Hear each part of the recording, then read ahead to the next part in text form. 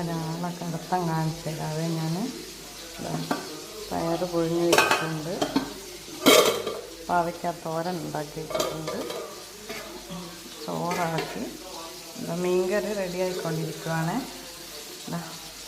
പിന്നെ മീനൊക്കെ പൊരിച്ചു. അതൊന്നും അല്ല സീന. ഒരാൾ കണ്ടോ എപ്പോൾ കിടക്കുന്ന ഇവിടെ.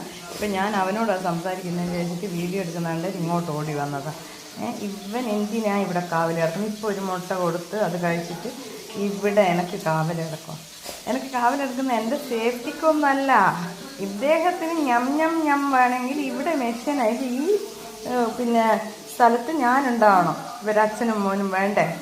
അപ്പോൾ എല്ലാം റെഡിയായിട്ട് ചെയ്യുന്നുണ്ടോ എന്തെന്നാണ് പരിപാടി. പോടാങ്ങ് പൂരുത്തം കേട്ടോനെ.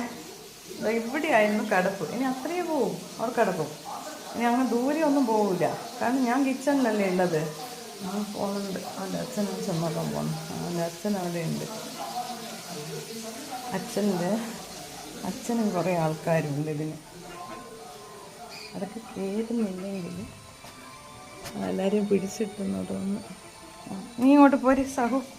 ഇവനെടുക്ക് അവർ കൂട്ടി കയറുന്നില്ലെങ്കിൽ ഇവനൊന്ന് ഓടിയാൽ മതി, അപ്പോഴെല്ലാവരും കൂട്ടിലോട്ട് കയറിക്കോളും. അവിടെ സ്റ്റെയർ കേസ് പോയിരിക്കും. ആൺകുട്ടികൾ ഇങ്ങനെ കിച്ചണിൽ കയറി ഇറങ്ങുന്നത് ശരിയല്ല ടോപ്പൂട്ട. ആ എന്നാൽ എന്തെങ്കിലും ചെയ്തു തരണം. അതും ചെയ്യൂല. കണ്ട കിടന്നാണ്ട. ഇതാണ് ടോപ്പൂട്ടൻ. ഇവിടെയായിരുന്നു ഇത്രയും സമയം കിച്ചണിൽ കിടന്ന ആളാ.